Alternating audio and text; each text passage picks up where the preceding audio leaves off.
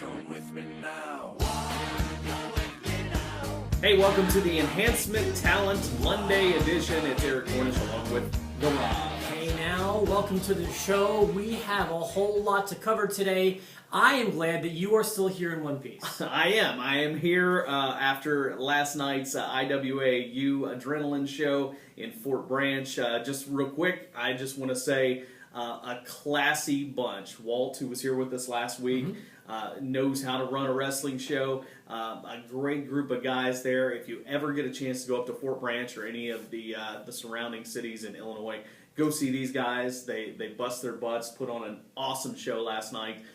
My team came out on the losing end. I will just leave it at that. Well, Jasper, it's not finished between me and you. Well, what happened? I know you had some less than nice things to say about Jasper Jones, and then you kind of got added to the show like on this video last week. Let me just say that I didn't leave without putting some bruises onto Jasper with his very own cane. I will just say that much. Really? But, yeah, it happened. But my team still came out on the short end of the stick, no pun intended, because some cheating went on. But hey, it's not over. It's not over. Team IOU will be back, and you know what? I think I'll be back too. I kind of got. So you kind of get along with everybody out there? Oh man, just a great. I've got to tell you, just a classy organization. Even some of the veterans that came in from Louisville, Nashville, places like that.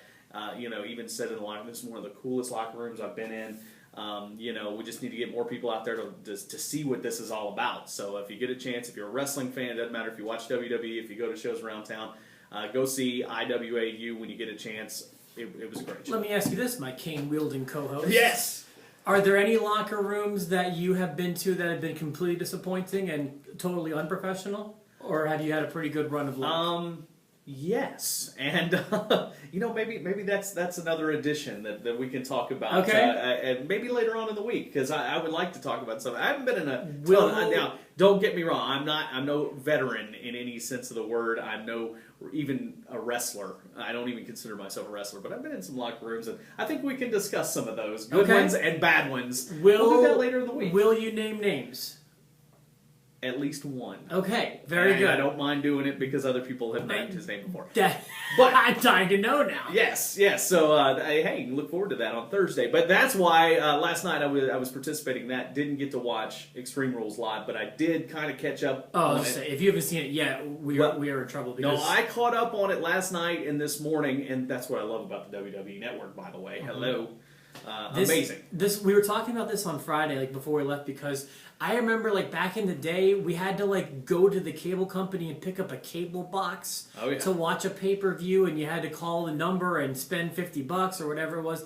Now or it's just watch it scrambled and try to hear what was going on. And now it's, you told stories about being in your garage watching it scrambled. Now you can watch it literally in your pocket. Yeah, I could have watched it last night backstage at the show if I had really thought about it. I mean, in theory, we could be watching wrestling here at work right now. Yeah. It's a marvelous thing.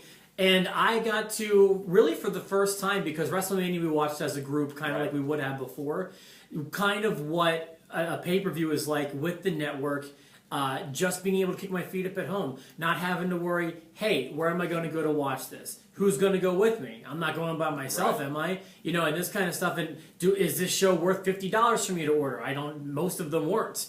But not having to make that decision was the highlight of the show for me. Yeah, and for me, here I was busy during the show, didn't get a chance to, but I came home, flipped open the iPad, and bam, there I go. I could watch the pre-show, I could watch the matches, I could flip through it, and I didn't worry about paying money to do it. I've already paid my $10 a month, and I can just, skim through it. If it's good enough to watch, I'll go back and watch it again. You didn't have to watch it on Tuesday for the replay. That's true. Yeah, so there you go. I remember that. So let's talk about it. First of all, I want to talk about the pre-show and a match that, I'm telling you what, it was set up to be a little bit of comic relief. It was set up to be, Hornswoggle, El Torito, let's add all the other little people in, commentating everything else, just to be funny, and we'll put it on the pre-show. I'm telling you right now, that match stacks up with the rest of the card and should have been on the pay-per-view. It was so good. If you watch that match in the right mindset, the right mentality, for what it was, don't go in expecting something like a Flair Steamboat, but go in expecting a comedy match. Oh my God, it was fantastic. And it went beyond the comedy match, I think. I think they really went out on a limb to do some really cool moves. Drew McIntyre, I'm going to give that boy credit for doing his over-the-top rope plancha, went through a table. I mean, I've never seen him do They that. wouldn't even replay that. No. Because I remember my girlfriend was in the kitchen, I was like, you got to see this move, but they never replayed that one. But El Torito, Hornswoggle working hard, and all the other the little folks that were there playing their roles did a great job. Yeah. Although I do have, can I give them one complaint? Yeah, what's that? Okay, well, first of all, the commentators, I don't know what the deal is with them, but they changed their names in the middle of the day. Like at one point, they had these names. The only funny one at that point was Micro Cole. There was WBL and Jerry Smaller. And no, it wasn't Jerry Smaller at first. It became Jerry Smaller. Oh, it did. Yeah, and then so he was Jerry the Little King Lawler or something. Oh, really? And then later on in the day, Jerry Smaller made me belly laugh because they hadn't said that earlier in the day. And same with JB Elf. Yeah, JBL. I thought that was funny too. Way funnier than WeBL. So I wish they would have thought that part out. The writers just didn't put enough into it, and I guarantee that might have been something that Lawler came up with himself. I guarantee you, someone just walked by the grill business and be like, "Hey, why don't you call him JB Elf?" Yeah. And then all of a sudden, like, that's way better than WeBL. Yeah, exactly. But no, I liked that match, and there wasn't a bad moment on this show. This was a great pay-per-view that I feel like I got for free. Yeah, and let's talk about a couple other things. Something that maybe should have been on the pre-show is the Alexander Rusev at the handicap match. I would have switched them. I don't get it. Don't put that on a pay-per-view. That goes on a SmackDown or a Raw, especially with two guys like R-Truth and Xavier Woods. They're working hard. They're doing their thing. But in this match, Alexander Rusev's going to destroy him. You just know. Mm-hmm. And there's nothing about that says pay-per-view match to me at all. So I get where you're coming from, but there's someone they're trying to get over. There's someone they're trying to expose, and keeping him off of a card like that could be a mistake. Yeah. I think people will feel like if it's the pre-show, they're going to be buried. But I see both points. I haven't been disappointed by him yet. I know you're not a big fan. He hasn't screwed up yet, so I'm still giving him the benefit of the doubt. He doesn't disappoint me. I just don't see a lot of longevity in him. Just put it that way. I can understand that, but he's been fine to me. That's the only match that I saw in this card that really I wasn't a fan of. I thought the triple threat match, the elimination match, was very good. Love the finish. I love the 5-star frog splash from the trash can. Yeah. And then the eliminator or whatever it's called on the trash can. Thought that was awesome. To me, match of the night. Feel free to disagree because it's up for grabs. But I thought Cena and Wyatt. Very good match. First of all, I probably wouldn't make that the match of the night, just because I was iffy on the finish. Okay, I thought when everything started happening, I thought, okay, what's going to happen is we're going to have a new member of the Wyatt family. I didn't expect it to be an 8-year-old boy. I don't know. I don't know. I didn't dislike it. I liked the thing on Monday Night Raw where they had the choir or whatever. I have a hard time suspending my belief that Cena, who could beat anything, giants, big people, little people, it doesn't matter, that he can't make it out of a cage because there's an 8-year-old boy singing. I know it's supposed to be the frightening thing. I understand. No, don't think of it as frightening. That's That's his people. That's who he appeals to. I guess. He couldn't walk through them. I dug that. I think that this was one of the most, and you'll probably cringe when I say this, one of the best displays of storytelling in a match that I've seen in a while. There was good storytelling. I'm not saying that. It's just there was something about it to where maybe if he hadn't been singing and maybe it was just a tiny child in the sheet mask because, standing there at the door, I might have liked that a little bit more because obviously Cena would beat anybody up that's around. But now this is a child. You know what I mean? I didn't dislike it. I had weird feelings about it. I was so concerned they were going to do Cena overcomes all the Wyatts again and then walks out and overcomes all these odds to win again. Yeah. And then they switched it back. Yeah. And I love that. I thought the boys singing was creepy and I thought it was well done. I like the story that they're telling and I don't want this feud to end.